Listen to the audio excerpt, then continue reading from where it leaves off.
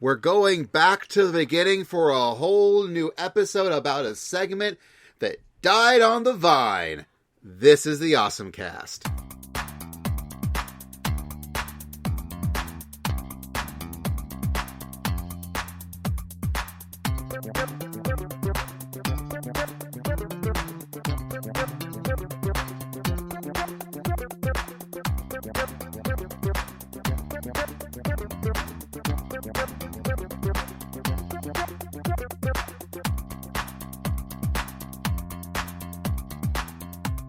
Hey folks, and welcome to the OSMcast, your podcast for everything awesome. I'm Basil. I'm Kevin. I'm Dylan. I'm John. And that's us. So, originally, our plan was we were going to get an actual awesome quest out called, based off the game Quiet Caper, where we were going to pretend that Anime Con still existed. But things came up and we could not record that. And we still can't get everyone together, but we've got us. And so, well, very recently, a lot of things came out news-wise in the world of awesome, which used to be a segment where we covered news bits, except we never actually got the episodes out in time for the news. So, we're going to try it this time. We are recording on February 27th in the year of our Lord 2021, and this should be coming up the following Monday, which would be March 1st, 2021. So, let's see how that works. I mean, worst comes to worst, it'll come out on Tuesday. So, if anything has happened on Sunday or Monday, well, we're not going to talk about it. Because otherwise we would be witches. And we are not witches of any color, really. So, with that said, we will cue in the music for the world of awesome to start off this thing of OSM news.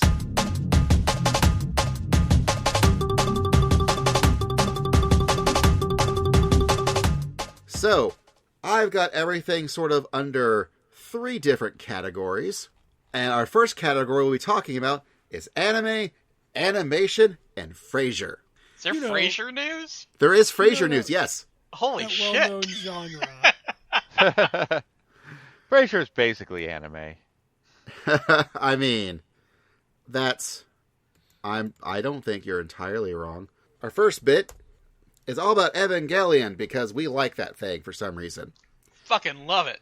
And we found out that we are finally in Japan for sure, maybe, might see the theatrical release of Evangelion 3.0 plus 1.0, which equals 4.0, but it's called Thrice Upon a Time. It's coming out now on March 8th. Prepare to have none of your theories answered. I bet I have all of them answered because I think I'm already right. And you might be, but I don't want to know them because I'm a bad weeb and I need to watch them past the first one. You know, here's the thing. The first one's the worst one. It's the most like the TV show, and it's the worst one. There are some interesting tidbits in it, but it's like I've seen these episodes literally 30 times plus. I stopped counting years ago. So it's the slowest. It's still good, but it's the weakest of the 3. Some people would argue that 3.0 is the worst. It's the fucking best. You just don't fucking understand it. I'm kind of inclined to agree with you, actually. I mean, 3.0 is the most Evangelion of them all. Hands down. Anyway, we're not talking about 3.0. We're talking about 3.0 plus 1.0 thrice upon a time. This time he's gonna fucking get it right. We all get back together in 20 more years for Evangelion 67 square root over infinity or something. I was about to say we could do a whole hour podcast about what I think is going to happen in this movie, but let's not. Ano's going to make the fans mad? I don't think he is. Can he do anything but make the fans mad? Yes. Because End of Evangelion was literally right after the TV show ended, and he got death threats and shit. I mean, the death threats are literally in End of Evangelion. Like, they're there for a frame, but they're in there. And it's literally just a giant fuck you to everybody who's like, I don't like the ending. He's like, you know what? You want a different ending? Fine. Here you go. I will give you everything you ask for in a way you absolutely don't want it. Yeah, it is a monkey's paw of a movie. And it is goddamn amazing. Yeah. And you know who else is goddamn amazing? Megumi Ogata. She is. She is a goddamn treasure and apparently an absolute unit of a human being. She just had emergency surgery for a reoccurrence of a herniated disc. Ugh. And it was apparently extra worse than usual. Even still, she went to perform at an anime and game symphony Japan at Suntory Hall this past Saturday. She was in a purple wheelchair with a strong cane, so that way she would look like she's singing songs from Ava while riding on an Ava 01 with a positron rifle. Hell yeah. Megumi Ogata is the best. I hope you have a wonderful recovery from your surgery and you're here with us many, many years to come. Agreed. Speedy recovery. I can't believe you called her a unit without calling her a Unit 1. I didn't want to make light. I didn't want to make jokes right in the middle of talking about her hernia. I figured I could at least give her the courtesy of waiting until we got the news out there. Man, it has to be physically fucking painful to play Shinji. Yeah. That is, one thing I do have to say for the new Netflix dub, Casey, I forget his last name, or their last name, who does Shinji, has got the Megumi Ogata level screaming down, which is really important for Shinji. Yeah. Yeah, you gotta have the vocals, because you're gonna do some screaming in a couple of places. That is the one casting I find superior from the original ADV dub. That's fine that you enjoyed it. I just can't. Like, I can't go against the ADV dub. I just cannot. I mean, I of course super miss Tiffany Grant as Asuka, but that just is not the same. We did a whole interview about that. If you guys want to listen to that from Hamicon 10, RIP, a really insightful interview. It happened right after the Netflix dub came out, as things turned out. So we talked about that. We talked about whether or not she felt like she was ever gonna get the opportunity to play Asuka again. You know, you can find out what she says there. But we'll see. As far as I know, Funimation still has the rights to all the rebuild films in America, and I have to imagine they're going to want to bring back their own actors. But I guess we'll see. Yeah, that's got to be a whole weird, crazy mess of rights. Yeah, right. I mean, now G-Kids is in there. Yeah. Yeah, which, I mean, well, if you've been waiting for the OSMcast Ava TV show, just wait till we can land those Blu-rays, and we're going to do an episode. You know, I'm mad at myself because I already know that I'm going to buy it, but I really want to put some pressure on these guys to put the ADV dub on there. I'm fine if both dubs are on there, but I really want the ADV dub, and I want End of Evangelion with the ADV, or not the ADV dub, it's actually the manga dub that Amanda Lee directed. But I want that in there, and I want that fucking sound out. Anyone who's watched it knows exactly what I'm talking about. Amanda Lee threw that in there as a joke, and it didn't land with the audience the way it landed with her, I guess. But you know, she fucking had to dive into that darkness for however long it took to direct that, so I can kind of understand why you get a little goofy with it. I think I'm spoiled by Discotek. I now want all the dubs possible on a release. Right. I want all the dubs. I want a new dub that I direct and cast. Everyone gets their custom dub. That's right. Actually just like either A, Mike Toole voicing everyone, or B, Micah Solasad voice acting everyone. Actually, if I can just hit those 2 tracks, I'll be good. And the Japanese. That'd be also nice. I mean, 9 times out of 10, I'm going to watch it in the original Japanese, but put in all the dubs you can. Why not? Like Completionists, the Completionist package. Now, what's weird serendipity here for us talking about the news, we mentioned Discotek. Well, Discotek is having their next Discotek bevy of announcements also on March 8th, the same day that Eva 3.0 plus 1.0 Thrice Upon a Time releases. Ignore that, really, the movie will release a day ahead because time zones are weird and Japan's actually a day ahead of us.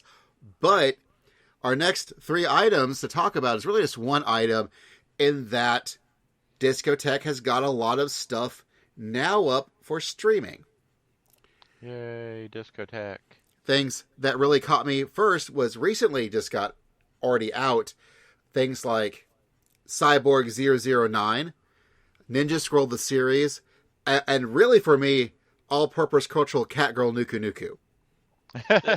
Did they get the ADV dub on that? I believe so, or at least there certainly is a dub. I think it might be all of them, actually. Yeah, I was about to say, well, ADV was the only dub that was made for Nuku Nuku, I think. And the cast was pretty consistent across all 3. I know that somebody else, I think there was a UK release that had their own dub. Okay. And so I know, again, this is Discotek. On the SD Blu-ray, it has all the vocal tracks. Huh. So I can't remember what is streaming they've got. I know there is at least one dub track. There might be all of them. But I've been watching it in Japanese because I learned my ways from Kevin.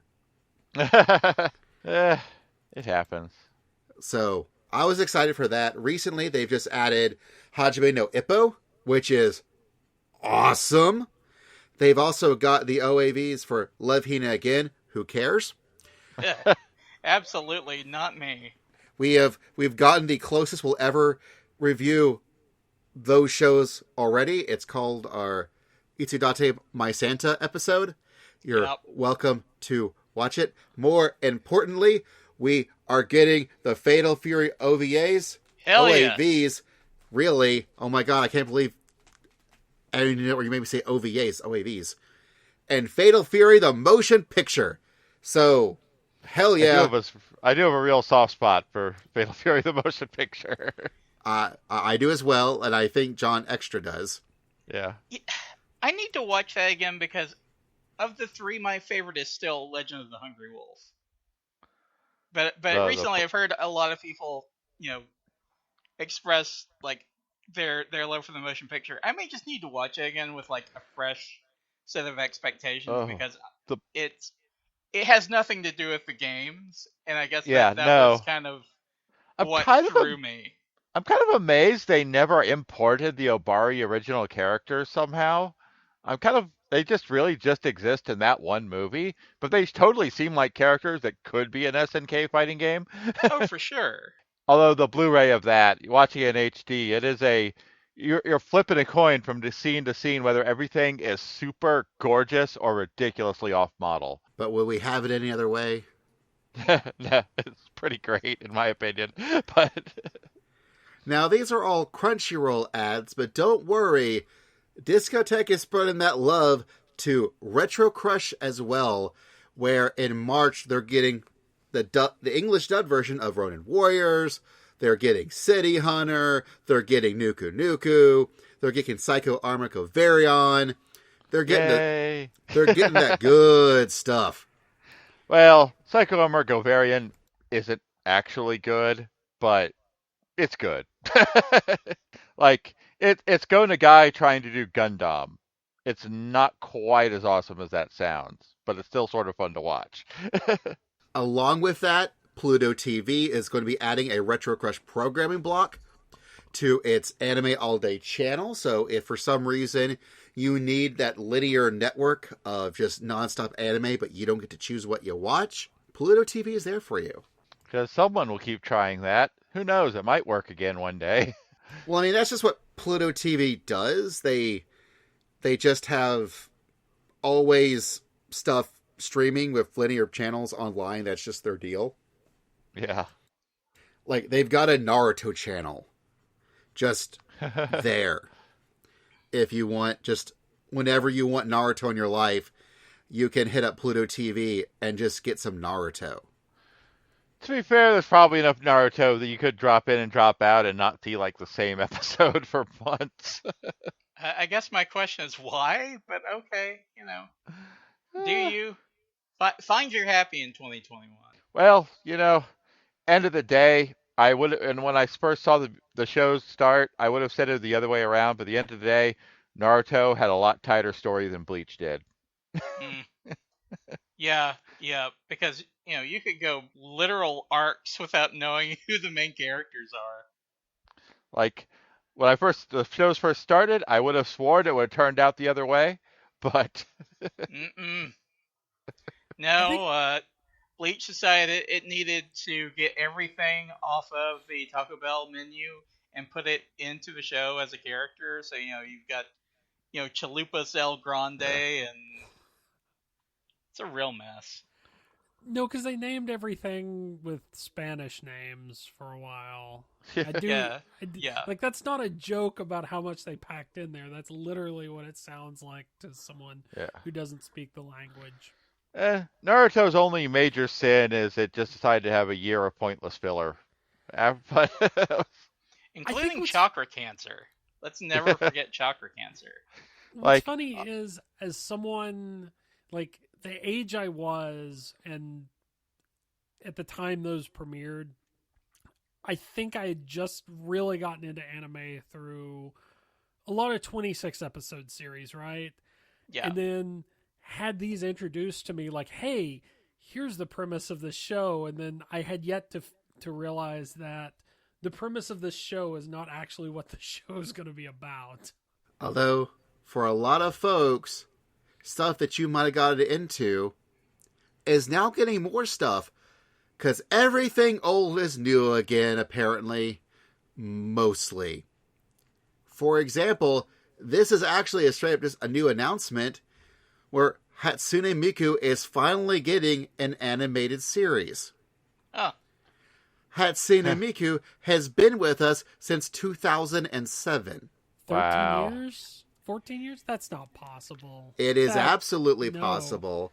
But you're right. It's not possible that she hasn't gotten her own show yet. How has she just not killed us all? Because I know the Vocaloids are just sharing apple. Yeah. Like, they're here to fucking kill us. As soon as she gets access to the American drone system, then we're in trouble. Yeah, for some reason, Letterman just didn't hand her over the keys. I don't get it.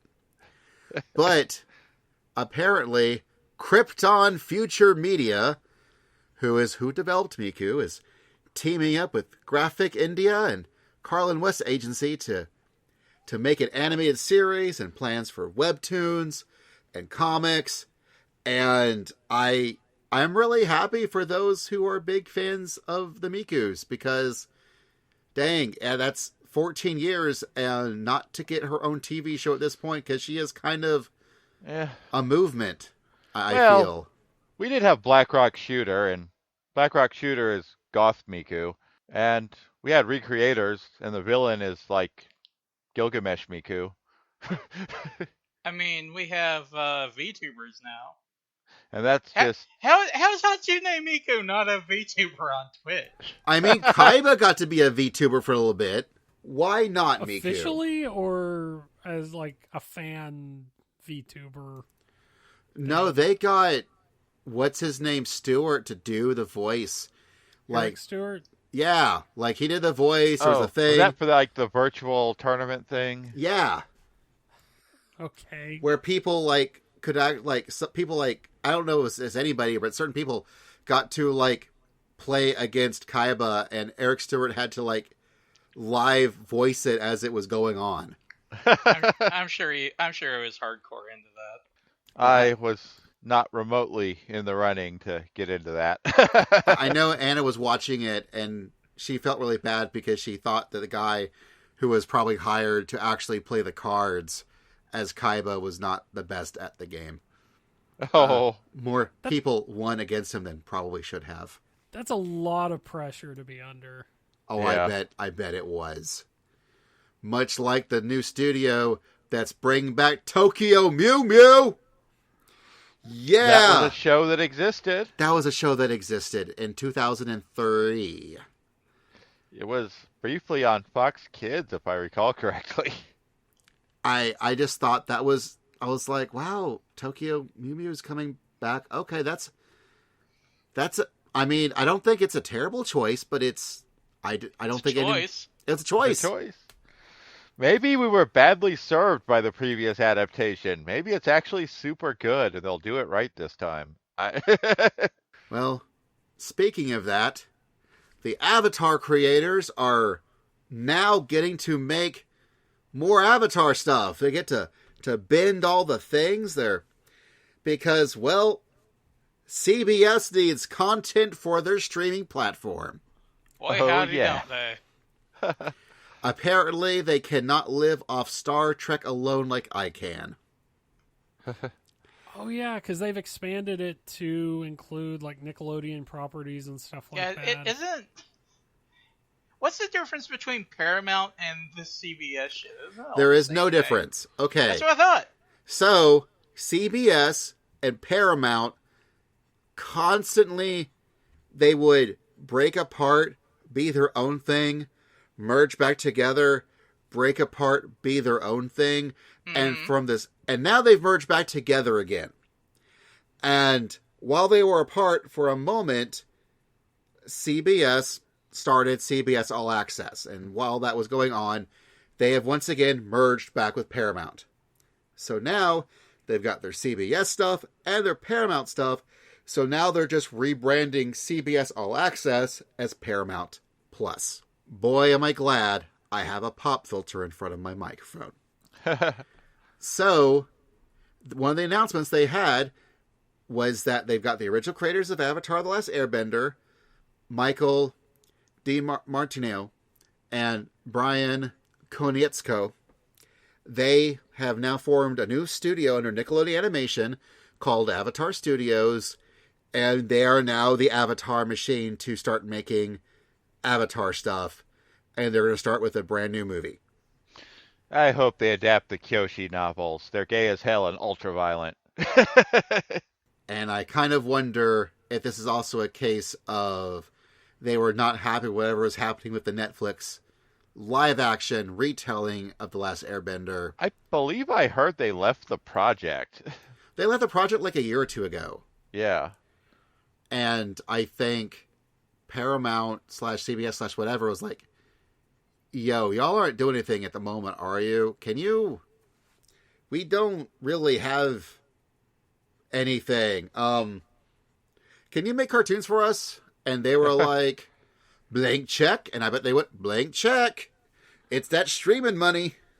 Yeah. And along with that streaming money, we're getting a revival of Frasier. Yay. That is a weird thing to revive. There's worse things you could revive. Oh yeah, definitely. I'm not saying Like it's, Rush it's Limbaugh. bad. Oh no. Oh. So Kelsey Grammer had this to say: "We'll see how people respond to it because it's not going to be in the same place. It's not going to be in Seattle. It's not going to be the same Frasier. It's going to be the man in his next iteration. Hopefully that'll be something people like watching. I think it'll be funny."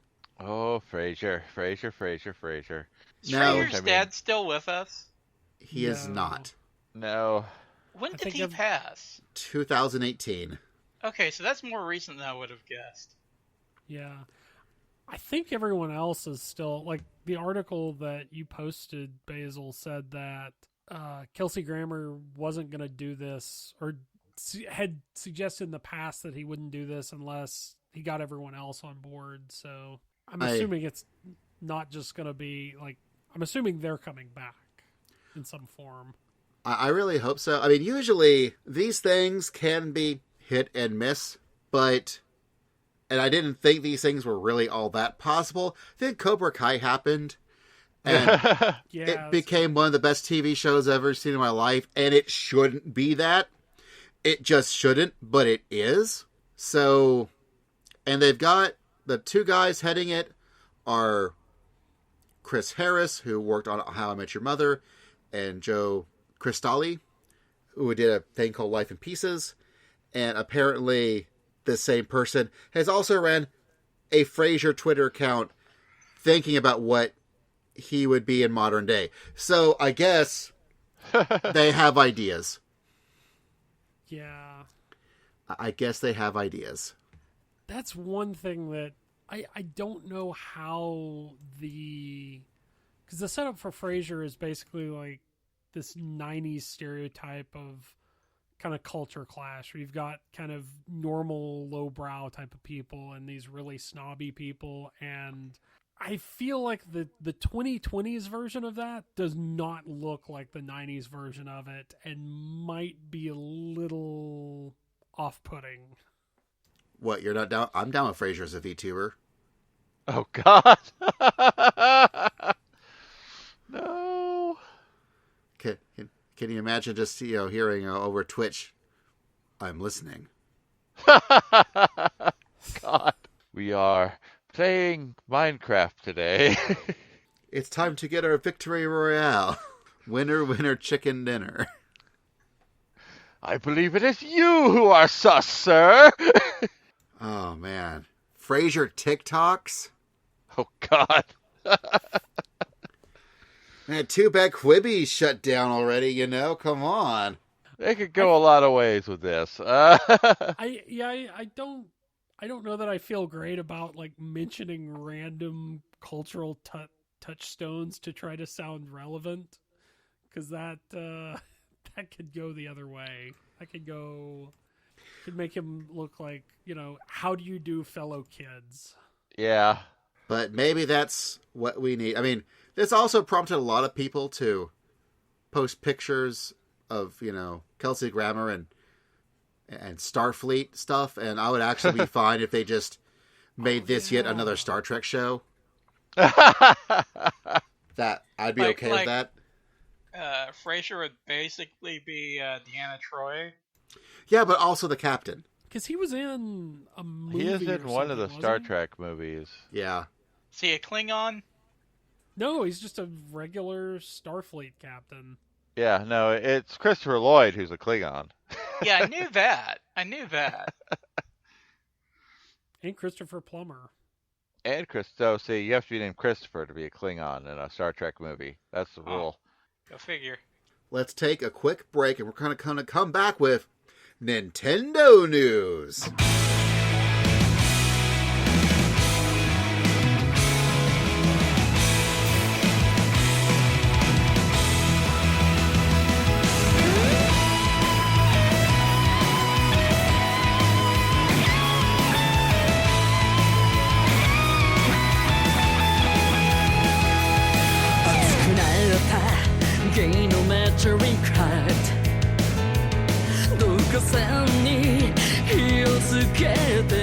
Now we return with Nintendo news and traditional things. And by traditional, I mean the tradition of to have plenty of sword-based characters for Smash Bros. Ultimate, because they've already got the character with the biggest sword, Sephiroth. Now they have characters that are just straight up actually swords themselves. Because we're getting Xenoblades, Pyra, and Mithra for Smash Bros. Ultimate in the new Fighters Pass. As it should be. Sure, why not? The only way I would be happier with this selection is if they're a Fire Emblem character. All the Fire Emblem characters are Smash. Everyone else all can of eat them. it. Like, if they just turned Fire Emblem heroes into Smash, I'd be fine. All the Fire Emblem characters, and inexplicably still Terry Bogard. Yes. But yeah, so like the Nintendo had a direct a couple weeks ago, and it started off with this beautiful Xenoblade cutscene where where Xenoblade 2 was actually too new for them to actually develop Rex as a character to be in Smash, which is why he got a Mii Fighters outfit, because that's the fastest they could pull a turnaround And so it's Rex being all sad and mopey because he couldn't find Pyrrha. And the cutscene is so on point that I was watching with Anna, and I'm like, this looks too good to be true. I'm pretty sure Pyra's missing because she's actually going to be revealed in Smash. Lo and behold, that's exactly what happened. I am very excited to see this what happened. Xenoblade 2 was the game that finally got me back into Xenoblade for real, and I'm very, very excited to try out these characters. I mean, it's better than Shulk. Shulk sucks. Why does he have an Australian accent? Bad dub. I wish I liked Shulk better. I'll say that much. Well, also remember when Xenoblade was first localized, it was actually not localized for America. It was localized for Europe. And so it was Nintendo of Europe who actually put all that together. So that probably is why Shulk was Australian. It is a weird cast. It is not the usual. It's on the plus side, it's not your usual stable of voice actors. On the downside, it's not your usual stable of voice actors. It's kind of a mixed bag in terms of quality. And if you ask Basil, did you just, on the Switch remake, did you just use the Japanese voice cast? Of course I did. I told you Kevin trained me. I mean, yeah, it's got like an all-star cast in the Japanese version, so. Although, speaking of things like that, maybe, I don't know. We're getting Famicom Detective Club? We're getting Famicom Detective Club. That's a thing. We're getting The Missing Heir and The Girl Who Stands Behind. These are like, again, they're called Famicom because it was designed for the Famicom disk system in the 80s. And it's now like fully revamped with like modern day graphics and voice acting and a lot of animation to the characters. Yeah. I know that's sort of the hot new thing with visual novels. By hot new thing, they've been doing it for a few years now, but it's got a lot of little bits of animation from the trailer I saw. No, yeah, Nintendo gave these remakes some love. They're coming out on May 14th, and I am all about it. All about it. I also didn't include it in my notes, but man, that new Monster Hunter Rise sure does look pretty. I don't know if anyone here is interested in playing Monster Hunter Rise. I am, but Is the combat going to be any faster than in traditional Monster Hunter games? Yeah, that's kind of my sticking point with World. Well, I keep forgetting I don't especially like Monster Hunter games every few years, and then I try another one, and I go, oh yeah, I don't really like Monster Hunter games. See, that's actually my problem with Fire Emblem, is that I tend to buy every one of them, then I play them for a little bit, and then realize it's not Final Fantasy Tactics enough for me. It's a little bit too more Advance Wars, which is great because apparently Studio Art Dink heard my cries and I guess are taking a break from making A-Train games because they're the developer for Project Triangle Strategy. Yeah, I really should play the demo for this. I didn't realize the demo was out, or I probably would have played it. Yeah, it came out when they made the announcement. It was one of those, hey, you can play the demo right now. I played through the first mission. It does have like a very Final Fantasy Tactics kind of feel to it, but it's also like after playing like enough of Disgaea and Fire Emblem games, I kind of forgot. Oh yeah, sometimes they'll just do like a queue turn based instead of my turn your turn kind of thing, and that took me a second to get reacclimated to. I was like, wait, why are they going? Why can't I not move this other character? And I dig whoever it is who's responsible for the art, or like that in Octopath Traveler, it's got a really nice style. I dig the look of it. Oh yeah, it's handled by the same development, overseers of like Octopath and the Bravely games. Yeah. I dig their art aesthetic, and that is I mean, you can have really great mechanics, but if you're just completely turned me off with their visual presentation, I'm probably not going to stick around. Like, you mean the in-game art or Well, like, both other... the art, the in-game art as well, because it's like I'm not saying you have to be super detailed. You just have to be pleasant to look at. Yeah, and they do both. The video that I saw this and Bravely Default do a good job, or not Bravely Default, Octopath Traveler do a good job of kind of mixing 2D and 3D. Yeah. I believe they refer to their particular style as like 2D HD or HD 2D. No, I think they call it 2D HD, where they're taking sprites and then using the Unreal Engine and turning all the effects on. Yeah. So it becomes this really, really pretty 3D game, but still marriages like the sprite-based graphics with the 3D and just this really cool-looking style that, frankly, if all games just looked like this, old me is just fine with. And yeah, I've got a love for the sprites there. Yeah. and same. just it's also is perfect for a tactical game because everything is like these squares a la Final Fantasy Tactics. It spins around. It feels very, very like this is the sequel for Final Fantasy Tactics that we never got. So the Octopath / Bravely Default folks were like, y'all, we get it. We're the ones that take care of you when Square Enix, proper doesn't. So we got you, fam. I feel like I remember Final Fantasy Tactics did the same 2D sprites on 3D for at least for some of the cutscenes. Yeah, they did. Yeah, that was how the game worked. Like, it's 100% following that pattern. Just looks really, really nice. Is it weird that, like, my interest in this game hinges on, like, whether or not the actual title of the game is a Final Fantasy Tactics game or not, which it's probably not going to be. Oh no, they're just going to call this game Triangle Strategy. That's incredibly stupid. If they do that, that is incredibly stupid. I mean, they could call it...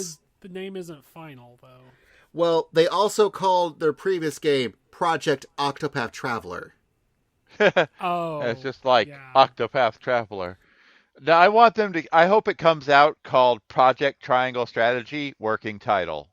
Like, I hope that's the official title on the box. Like, are we doing like an Untitled Goose Game kind of thing? Is that what's happening? Yes. Untitled strategy game. Guest star featuring Goose from Untitled Goose Game. I'll buy that DLC. But I mean, this group, these folks making this, did come out of the Final Fantasy IV Heroes of Light, where Bravely Default and Octopath Traveler, they use a lot of the same terminology as Final Fantasy games, since they're both Square Enix games, they can get away with it. But it's very much they wanted to use their own names, so that way, in case they did not want to be beheld to Final Fantasy, they didn't have to. So I doubt we're going to get a Final Fantasy Tactics title in here. It may not be called Triangle Strategy, but I highly feel like that's going to be called Triangle Strategy. That's a stupid name. That's Octopath Traveler at least sounds interesting. That is true. But remember, this is also the same team that gave us Bravely Default. Then Bravely Default Second Lair, and now we're getting Bravely Default 2. The third game in the series. What is it with people that can't fucking name things? Naming is the hardest problem in software development. Well, that's because all their naming team went to Nintendo because Mario Golf Super Rush is coming out, and cool. That's cool.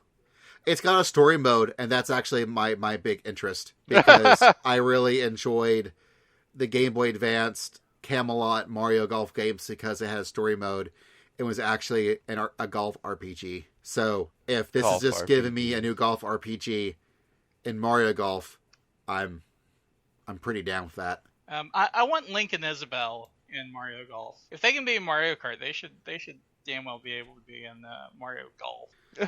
I mean, You you know- could use Link and Isabelle like, Mii's as your characters in Mario Golf in the story mode. I'd rather that all needs just like Nintendo just needs to remove that from their lexicon, their lineup, whatever.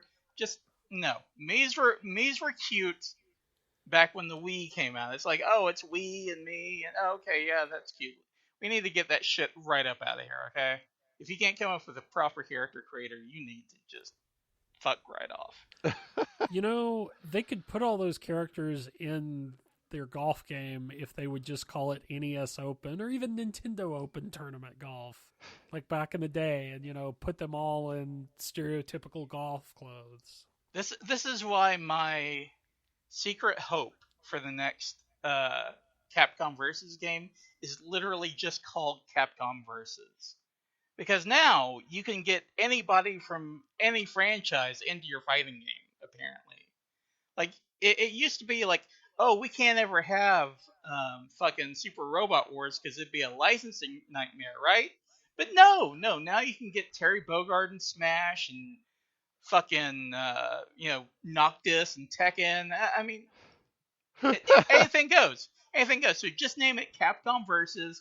If you get some Marvel characters in there, cool. If not, if they're gonna fucking try and run shit again like they did with Marvel Infinite and Ultimate, just say fuck them. We don't need it.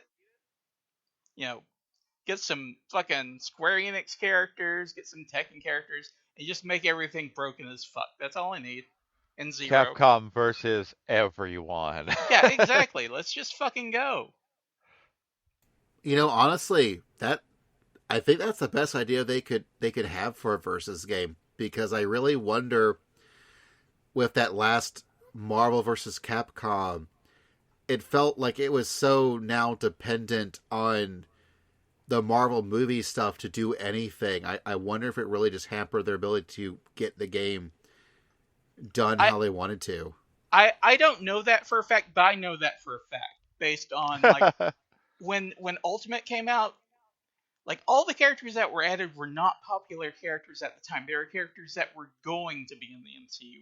Rocket Raccoon, Doctor Strange, Nova. Hell, Nova still hasn't shown up in the MCU, but my point is, Marvel very specifically wanted certain characters in Ultimate, and they did the same thing in Infinite, which is why there were no X-Men. It was why half the, and plus it had to come out on Marvel's MCU schedule, which is why it was super rushed. Most of the Capcom side was just retreads. And the game looked like shit. And there wasn't even a proper fucking title screen in that game. If you play Ultimate Marvel vs. Capcom 3 and then play Marvel vs. Capcom Infinite, you'll swear to God that Infinite came out like 10 years before. Wow. I did not play Infinite at all. I mean, the game system was good enough, but, the game looked like garbage. No, there was no support from the FGC, and Marvel bullied them every step of the way, and they couldn't make a decent game because of it. So just say fuck it to Marvel. If they'll let you license a couple of characters here and there, cool. If not, fuck them. We'll just get every character from every other franchise in there, and we'll just make this game broken as fuck, fun to watch. I put Speed Racer in it. Hell, why not? I don't care. Why was Frasier in it? They can do what they did with Tatsunoko versus Capcom. They can have fucking gold lighting in there. They can have a 60-foot tall Zippo in there. Like I said, I don't care. Just, give me Zero and make everybody broken. That's all I care about. When everyone's broken. Zoops. Speaking of more Nintendo stuff, we're getting a remake of Zelda Skyward Sword, which is great specifically for me, because and possibly only you. Look, when the Wii game came out, my TV on non-HD inputs refused to display the color blue. That's weird. My. Oh, no. So now imagine this game called Skyward Sword, emphasis on Sky, now runs as if it lived in original Game Boy pea green soup. Oh, God. It was unplayable.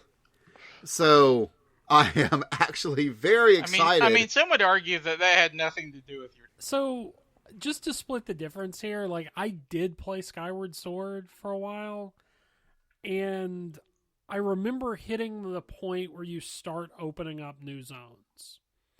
And unlike in a lot of Zelda games, it's not... I don't remember it being so much like you pick up this item, and now you use this item to get, across the river or to break this rock or whatever. It was literally like, there's a mechanic that opens up this new zone. I was like, this is kind of linear for me, and I kind of dropped it. That's not to say it's a bad game. It just wasn't what I wanted out of a Zelda game. Yeah, I never played it myself. I mean, I'm not saying I wouldn't go back and play it, especially, in a format where I don't have to deal with Wiimotes, like physical movement. Because as I remember, this on Wii, this actually came out with an attachment that made your Wiimote movements a little more... Yes, they had to release a separate peripheral to make your Wiimote movements more precise, because it was such garbage trying to play that game without it. Well, I don't think it was... My guess is it opened up new types of... gave you more types of feedback or something, as opposed to fixing a problem. Yeah, with the original Wii Remote, it had one accelerometer. And so with the Wii Motion Plus, it added a second accelerometer, which allowed them to be able to do the diagonals much smoother and actually receptive versus more of a straight waggle. Now, apparently, the Joy-Cons have enough accelerometer tech in them so they can also replicate the movements of a Wii Motion, along with the Wii Motion Plus, everything, that style. But they're also mapping that to the right analog stick.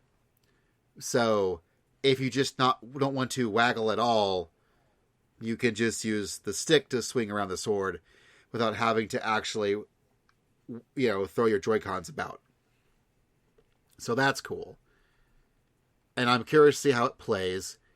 And next year, I'm very excited to throw my ink towards Splatoon 3. I did not really play Splatoon 1, but I had a lot of fun playing Splatoon 2. I actually couldn't do the single player because it gave me motion sickness.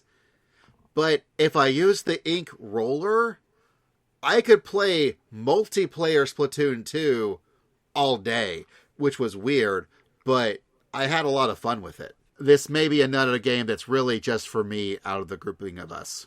Yeah, I mean, I never actually got it and played it for whatever reason, even though it seems like the type of thing I might be into. I would be more willing to give it a chance if Nintendo's online support and general online experience with playing games wasn't such dog shit. Yeah, the whole having to use this weird phone app is really not great. I didn't realize. Well, not to mention what was the story that came out a few weeks ago? Like, they were updating their servers or something from like 2007 or some shit. Oh, yeah. Well, apparently the tech they had licensed to run their servers, they are now no longer using that, and they're upgrading to a way more recent technology base for the future.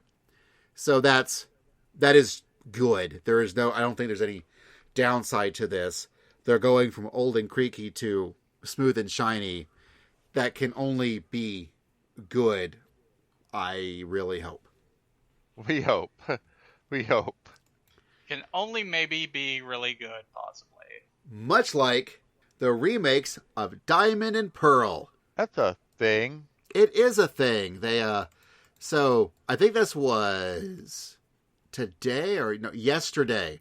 Yesterday they announced they are doing Brilliant Diamond and Shining Pearl, which is a full-on, ground-up remake, at least visually, if nothing else, of Diamond and Pearl, which were DS Pokemon games, and it's being developed by ILCA, who is a studio that's been around for a minute. They're actually called, it stands for I Love Computer Art.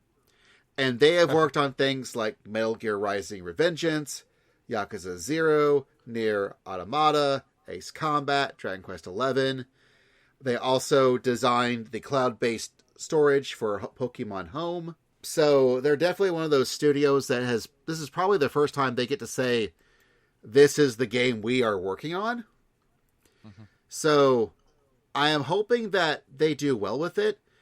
I know folks are hit and miss with the graphical style, where it feels very much they are just taking the game and just making it the same game, but with 3D graphics.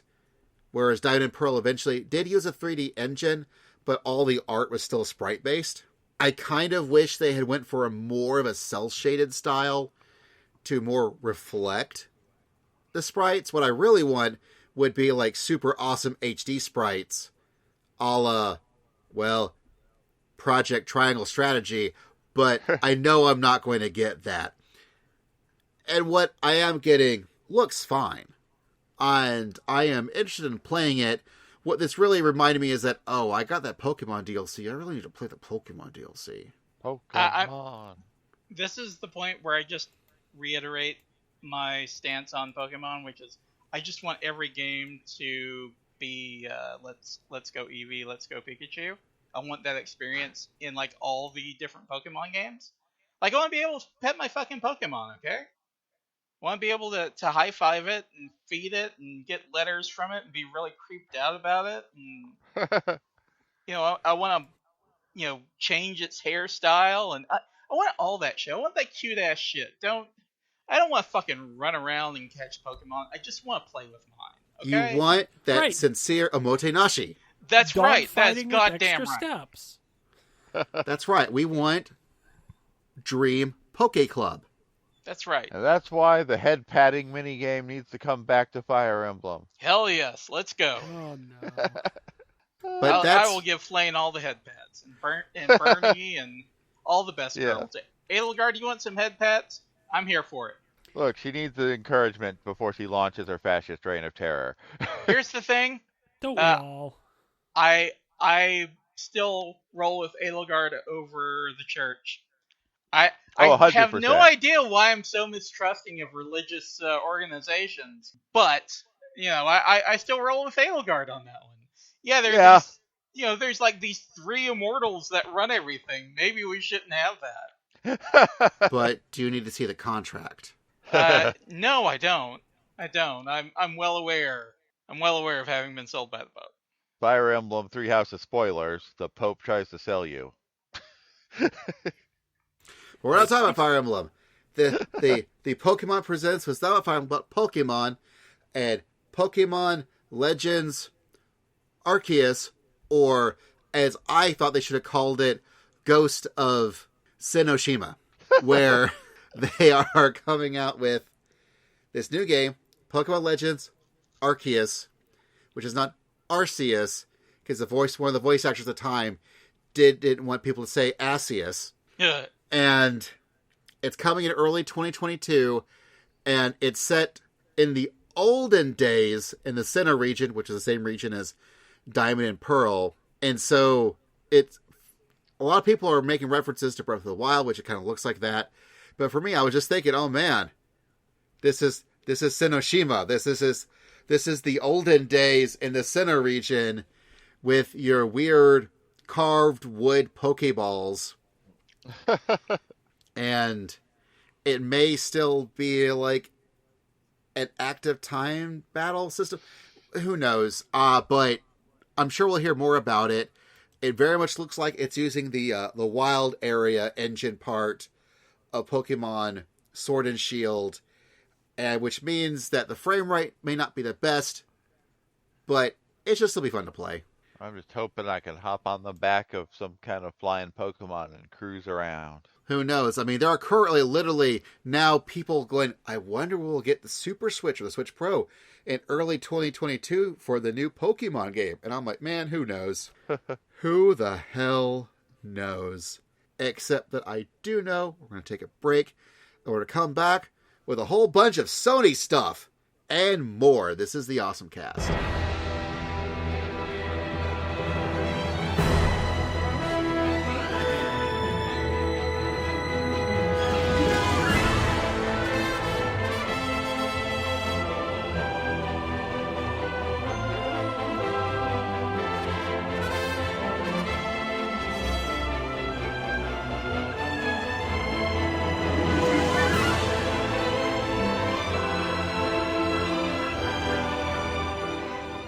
And we return with Sony things.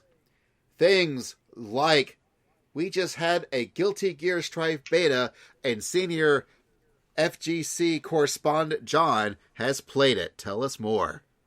It was a lot of fun when it worked, which wasn't always. There were extended down periods once it went public, presumably because of the extra traffic. It was a fun experience. It looks great. It plays well. This is the one with the fabulous hair, right? Oh yeah, everybody's hair is fucking fabulous. Yeah, okay. Just a. I mean, one of the characters literally uses her hair as a weapon. It was fun. It was gorgeous. The netcode was good, except for a couple of matches where it wasn't, and somebody might have been like lag switching or something. I hate the ArcSys lobby system. If I wanted to be in an arcade setting, I would be in an arcade, not like moving my virtual character around trying to find matches with people. Please stop doing that. I know you won't, but please stop. Yeah, it's got a lot of fun things to try with the game system. You can use meter to cancel moves and push block and all kinds of technical shit that if you really cared about it, you probably already played it. I'm just gonna put it that way. But it is a lot of fun. Maybe if you're a more casual player of fighting games, I know it's gonna have a story mode. I know it's not gonna make a damn bit of sense, but you can try that. ArcSys games usually have a pretty robust tutorial system, but this was just the beta, so we got training mode and a couple of online modes, and that was really it.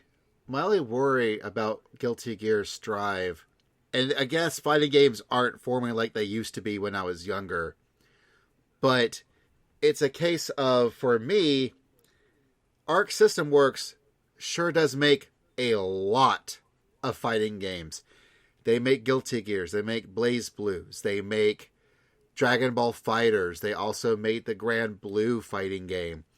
They just seem like the Persona fighting games. Yeah, like they make so many fighting games. It honestly creates me kind of like, is this something that I can, if I decide to start playing it and try to take it remotely seriously, how long will they stick with any one particular game before they make another 4?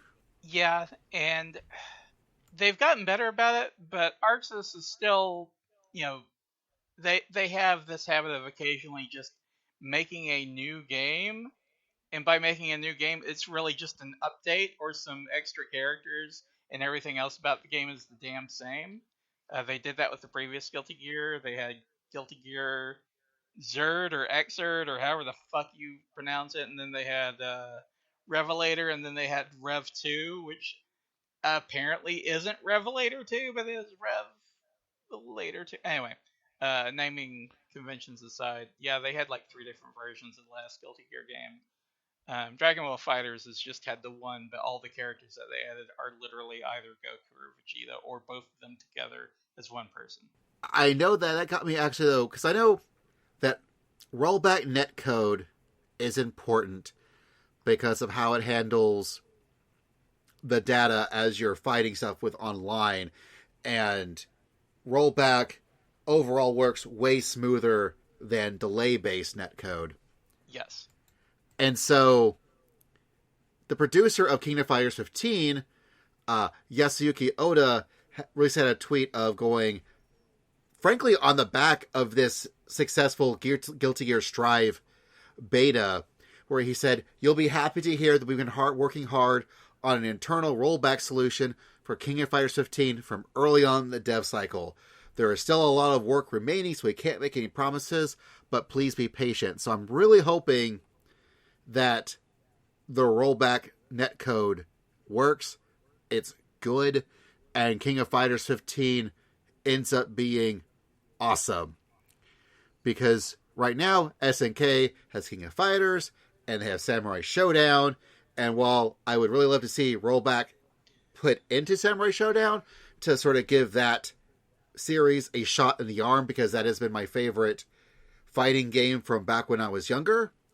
But if it just means I get an awesome new King of Fighters, that might be the game that I jump on. I'm not sure. God, I really would love to play more of Samurai Showdown, the new one, but the online experience is awful. I think Japanese developers need to no longer be allowed to develop their own, online modes and stuff. Like, they shouldn't be in charge of what kind of netcode gets implemented, because Japan is really small and their internet is pretty sophisticated. So like, they can have a dog shit netcode and lobby system and it still works fine because they're in Japan. Anybody else though can't do it. Like, I've even noticed this is not a fighting game at all, but I play a lot of Final Fantasy 14. And I really, there are many times where I kind of wonder what I'm doing when I was doing the more super hard end game rating stuff, where so many things requires so much precision. And most people, if they're closer to a data center, they're of course better off in that respect. And I really wonder if, the development of 14, how much they really put into thoughts. Now, we can still clear, Lord knows, Anna, she still does high-end rating, and one of the people that she raids with, some live in California, one person lives in Australia. And they are still clearing this high-end content. So, clearly, they have honestly probably actually figured it out. But it really just showed me just how important good netcode needs to be and to exist and to be able to handle things. Because as precision-based as it can be for high-end rating, that's still nothing compared to the precision needed in a fighting game. Oh my god, yeah. We're talking literally, like 3 frames, 6 frames. Like, 6 frames is a long-ass time in a fighting game, relatively speaking. Yeah, so I really do hope that rollback netcode and just better netcode is just keeps happening, because if nothing else these past year and plus change has taught us is that the internet is becoming more important than ever before, because even when things go back to quote-unquote normal, they're still not going to be normal. And yeah, but anyway, speaking of MMOs, PlayStation 5's getting a new VR system. So maybe this is the one where everyone can get trapped while playing Sword Art Online. Yay. And then, no. Yeah, I was about to say, the one that leaves you completely paralyzed and has all kinds of awful implications that don't really get addressed. Look, this is going to have dramatic leaps in performance and interactivity. So, I'm just saying, this might be it. I mean, it's from everything from resolution to field of view, tracking, input. It's only going to need a single cord to connect to the PS5, which is already actually amazing, because I don't know if anyone's ever tried to mess with the tangle of cords and boxes that's required to use the PlayStation VR and PS4, but going from all that to one cord is a pretty significant leap. Not that I can actually do VR in the slightest, but you know what? It was news, and it's happier news than Japan studio going away. Pour one out for Japan Studio. It's being reorganized, and pretty much Team Asobi, who are the folks that had done all the Astrobot games, they get to stick around. And honestly, a lot of the folks have already actually, left. Where some of the folks, they've already formed their own studios, and a lot of them already actually now have their own independent studios apart from Sony. So this might just be a case of Sony lost all their talent, so they're like, well, I guess the team that stuck around was Asobi, so let's just shut down Japan Studio. But man, we got Ape Escape was Japan Studio. Tokyo Jungle was Japan Studio. It was the longest running Japanese-based studio that PlayStation Sony has, and it's just a real shame. Yeah. Team Asobi, make me an Ape Escape game. Yeah. We haven't a good Ape Escape in forever. Or Tokyo Jungle 2. Astro's Playroom is fucking good. I'm not gonna lie to you. It's really good. It's super good. It is probably. I know people keep talking about the remake of Demon Souls, but I'll tell you that Astro's Playroom is the best exclusive Sony has right now on the PS5. It definitely made me feel like the old days when systems came with packing games, and they're almost always a platformer because it was like Mario and Sonic and shit. And playing Astro is like, oh yeah, this is just like having a launch platformer that's really good and shows off all of the technical aspects of the console. Yeah, no, Astro's Playroom is absolutely baller. But don't worry, Kevin. Tachiro Toyama, the director of Gravity Rush and Siren, and he was the creator of Silent Hill, he has formed a studio called the Bokeh Game Studio back in 2020, so we'll hopefully still get good video games out of the core of Japan Studio. Yeah. And again, Team Asobi is awesome. They make good games. Yeah. So I hope all the Japan Studios talent finds happy homes doing whatever work they want to be doing. And I don't know if y'all watched any of the Sony State of Play. I really didn't. Man, not live, no. I would highly recommend at least going and watching the trailer for Sifu, which is a kung fu brawler from the team that made Absolver. Because that thing looks baller as hell. What it really reminded me of, and am I remotely actually knowledgeable about kung fu at all? No. But it looked like the Netflix show Daredevil. They made a game out of the hallway fight, and it looks boss as hell. And apparently every time you die, you actually just come back a little bit older. So you actually get to watch as your character ages. But I think there's some game mechanic where as you die and you come back a little bit older, you'll also get more abilities to use or more tech tree points or something that will let you keep getting better even as you fail. And it looks cool. It looks absolutely cool.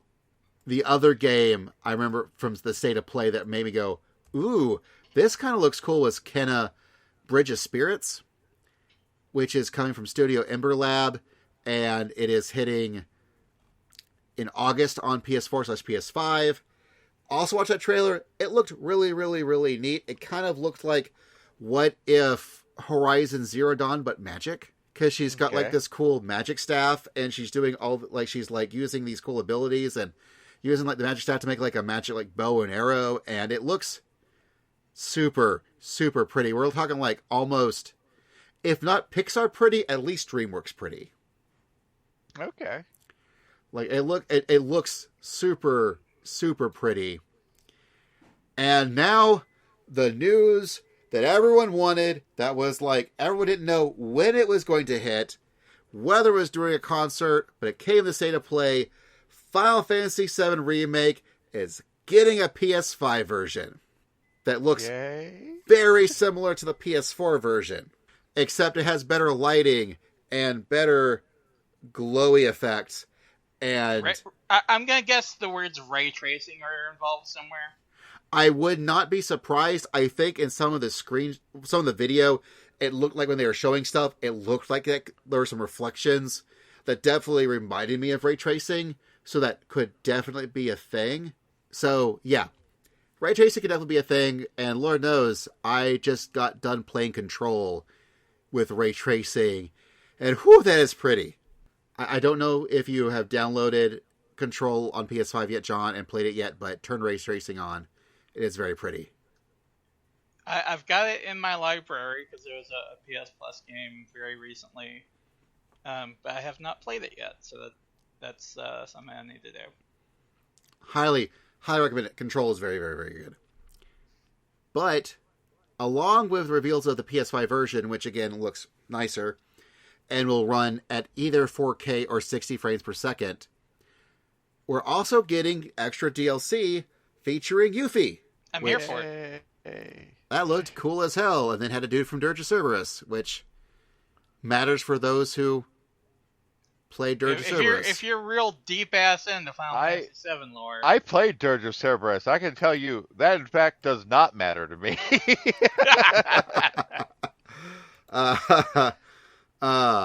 Now that said, speaking of PlayStation Plus games, Final Fantasy VII Remake is going to be one of the PlayStation Plus games for March. But that said, it is not going to be upgradable for free to the PS5 version of Final Fantasy VII Remake. But if you actually did buy Final Fantasy VII Remake, whether it's digital or disc-based on PS4, it will upgrade to the PS5 version for free. And then the Yuffie stuff will just be a paid DLC. Now, is that only going to be available for the PS5 version? As far as we know, as of this recording, yes. Yeah, that's the part I was a little fuzzy on. Of course, I still have not gotten the PS5. Well, I wish you all the luck to get it as soon as June lets you. We'll see. We'll see what happens.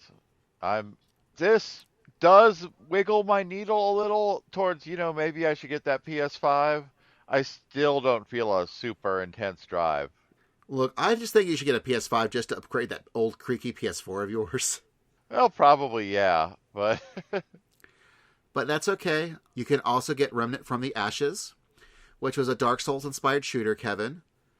That is also going to be for PlayStation Plus, as well as Maquette. But I don't know if that is a PS5 only or if that's PS5 and PS4. I think it's just a PS5. Yeah, it seems like they've been doing like two that are either for PS4 or both PS4 and PS5, and then one that's just PS5 lately.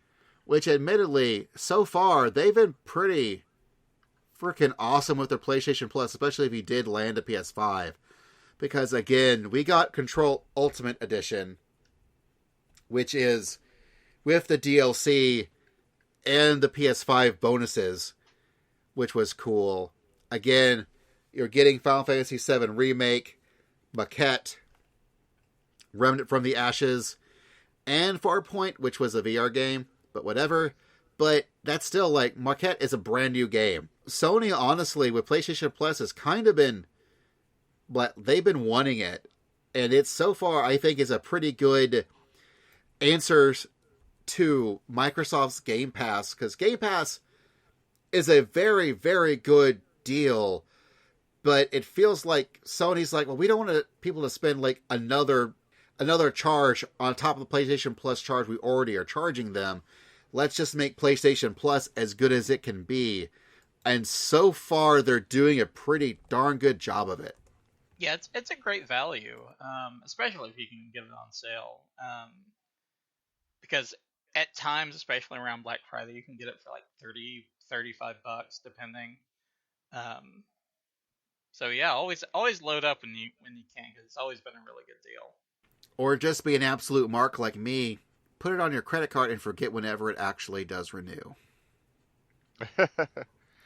Oh, I was actually literally earlier today checking several of my things that like renew on an annual basis just to like remind myself when I'm expecting those to happen.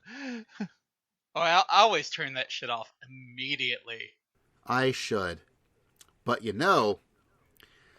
for the excellent platform on Twitch that is these are video games, it's time to fire up your phone, John, to play Final Fantasy VII The First Soldier, because it's time to Fortnite and Final Fantasy. Oh, What? God.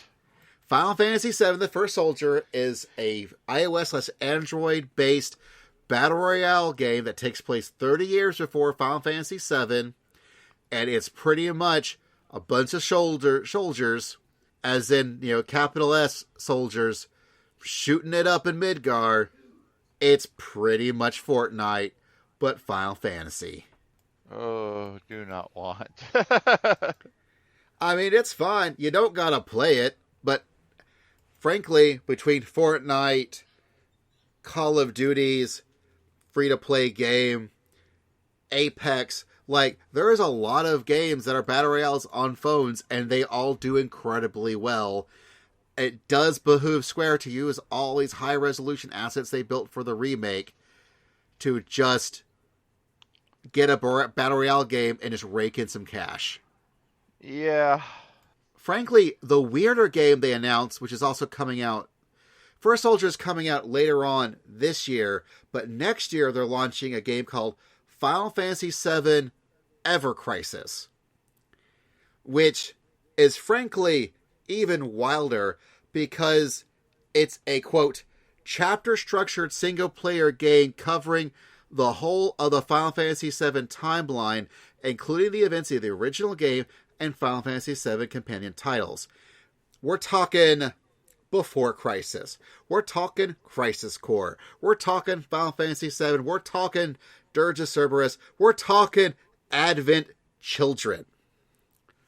All taking place in a chapter-based phone app with sort of turn-based gameplay, but not the original turn-based gameplay. Graphically, it reminds me a lot of the Final Fantasy 15 Pocket Edition, and in many ways, it looks like the graphics are either like cute characters with redone CG backgrounds, and then the battle systems, they look like Remake. It actually looks like what an actual remake of the original game should probably do if they are still making a turn-based game remake of the original game. But the fact that they're going from Before Crisis, the phone game that we only got in Japan, the PSP game, the main game, and then covering Dirge of Cerberus and Advent Children as a video game, but in a phone thing, it's weird. Yeah. That one I'm a little more interested in just because single player.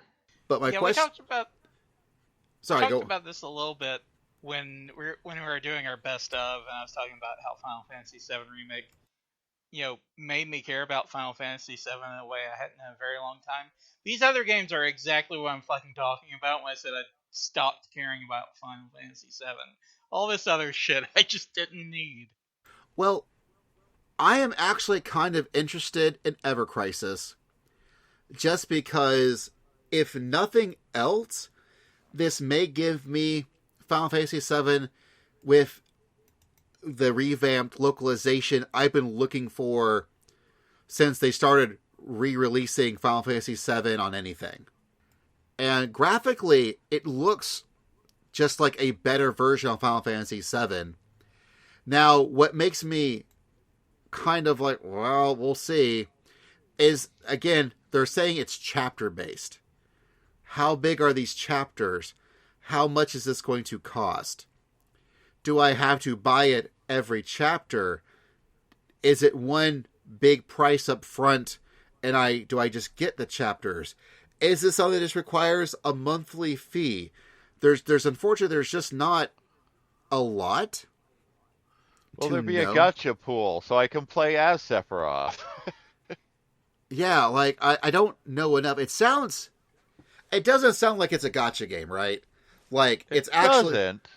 Because it's actually covering, the actual events of the games.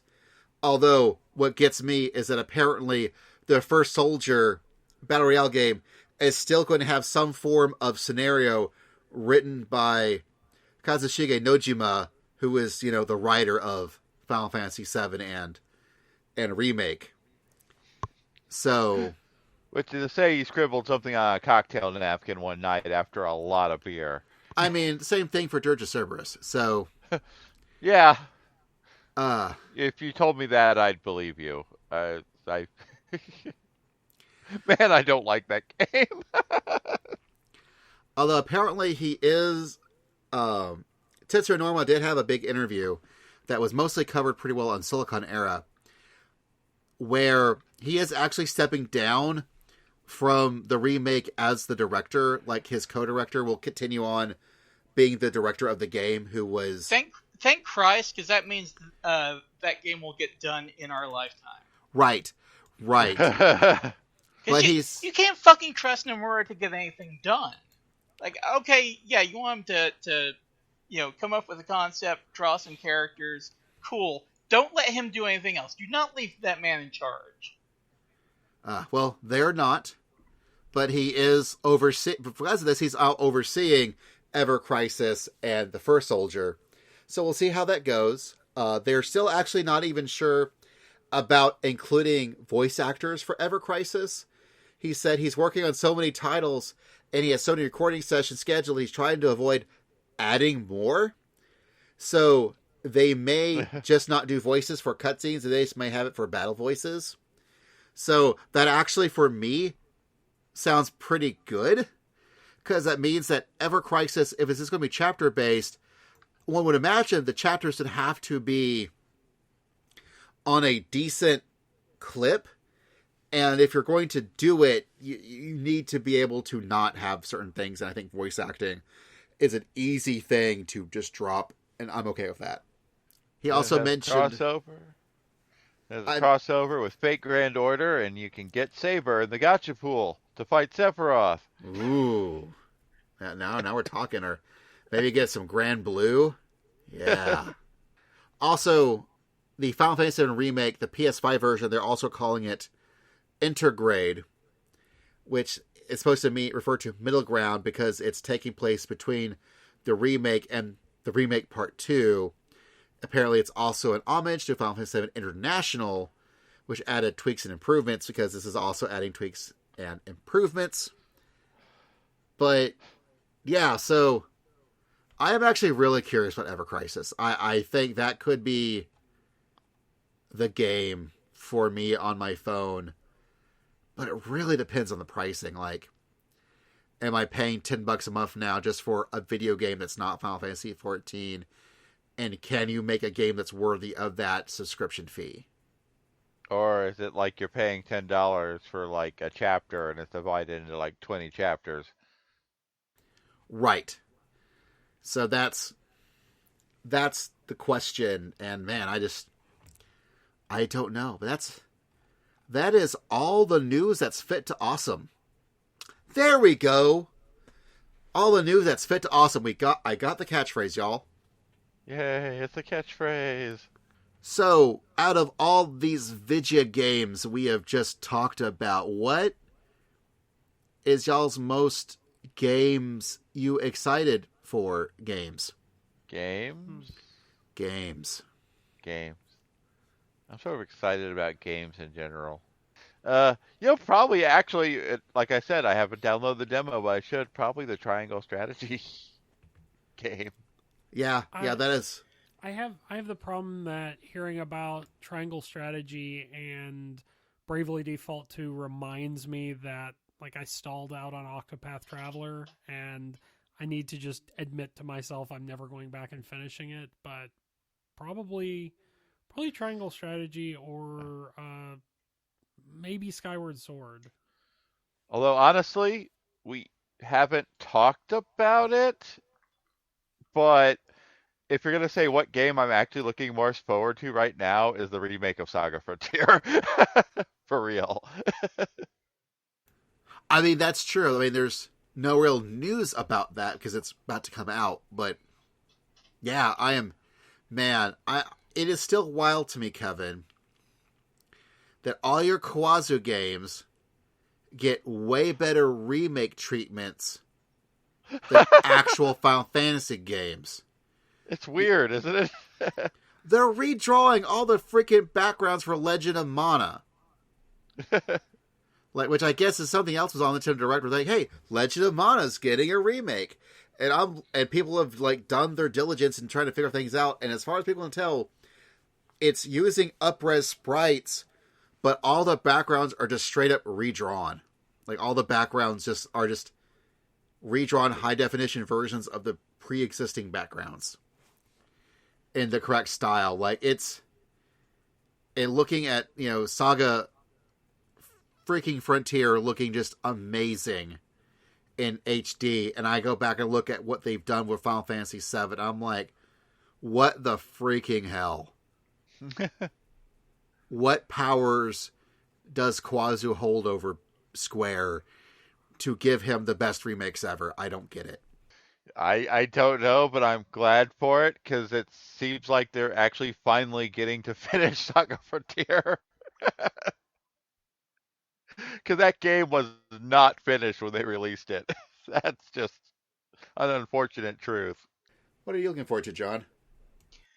I really enjoyed my time with Guilty Gear Strive, so I'm looking forward to that.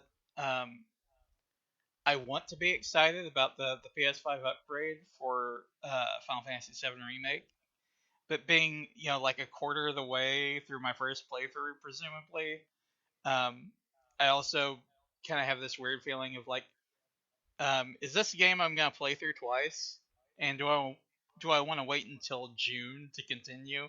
And I think the answer to that is probably no. Honestly, looking at the graphics, I could not. I mean, I could tell there were differences, but it's not so huge that if you don't want to wait, don't wait. That said, June's going to be here before we know it. That's only 3 months away. 4 with change. It's not that far away, not really. But my goal is, what I'll probably do is I will upgrade it, and then I'll play the Yuffie DLC, and I'll be good. But I am looking forward to Project Triangle Strategy. Play of the demo makes me excited to try out more of it.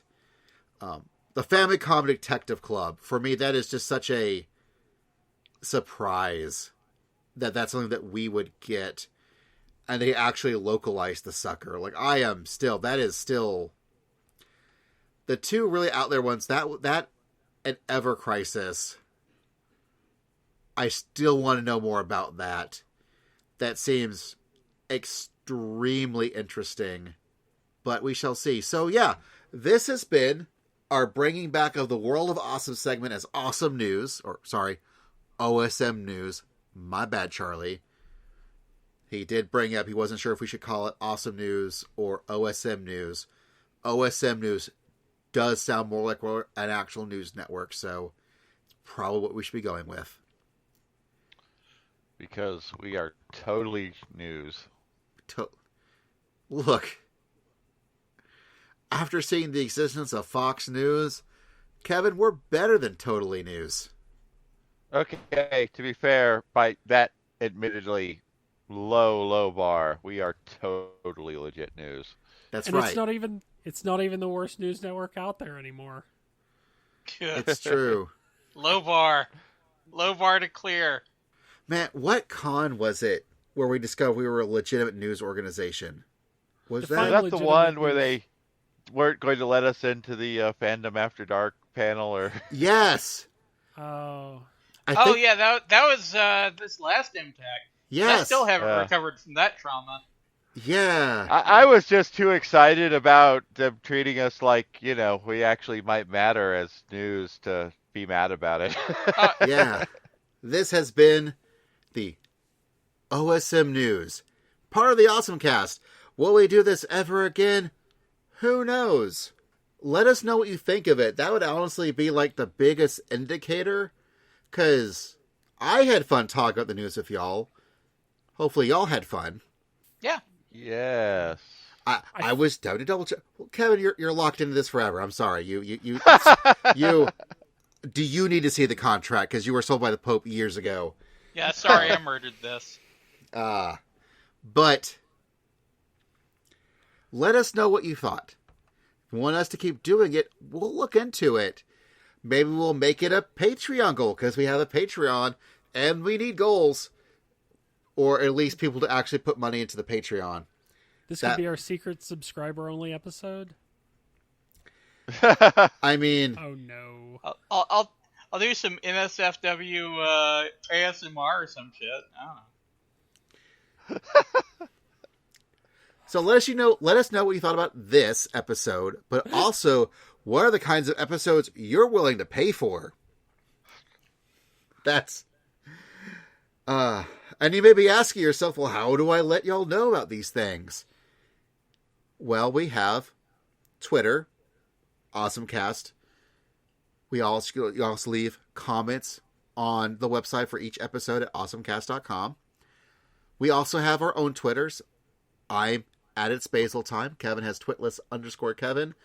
Dylan's at Dylan Wolf. And John's at J5 is live. We also have a Discord where you can join the Discord and talk to us there and see us yammer about all sorts of things. It's a good time. We promise. No, it's a great time. You should definitely join the Discord. Pictures of food are posted. Routinely. And delicious. Man, it is. That food looks so good, y'all. Like, I'm going to be gaining 150 pounds just from those pictures, and it's going to be great. Do not stop posting pictures, Dylan. Everything from cakes to dinner to whatever you want. Man, I will, if you tell me, I will post more. And things besides food, but I don't know. I've just been seeing a lot of food posts lately. That's not a complaint. It's so this is a strange thing. Like MomoCon did a Show Me Your Food channel on their Discord, and it's a weird thing but it's like an older fan. I appreciate stuff like that. I appreciate you for putting channels like that in your Discord. Yeah. So, this has been the OSMcast, your podcast for everything awesome, including the news sometimes. The show is edited by Anna. You can find her at Angel Darkfire with the middle A is silent on Twitter. The theme song was composed by James, aka DJ Inabito. You can find him at djinabito.com. You can also find John streaming on various evenings with Twitch/TheseAreVG for These Are Video Games. And they stream good things. And maybe if we pressure him enough, maybe we could get some streams of Final Fantasy VII The First Soldier or Splatoon 3 next year. We'll see. Splatoon 3 is a game that I could actually play online, possibly. I feel like some of those will also become more of a possibility if John and Mike can actually sit down on a couch again in the future, which is an amazing thought right now after the last year. It is. Maybe if cons actually happen, the voice actors will be way more eager to be interviewed again because they won't have done it in so long. One can hope. One can hope. So, we hope that you'll tune to us next time. But until then, we're out.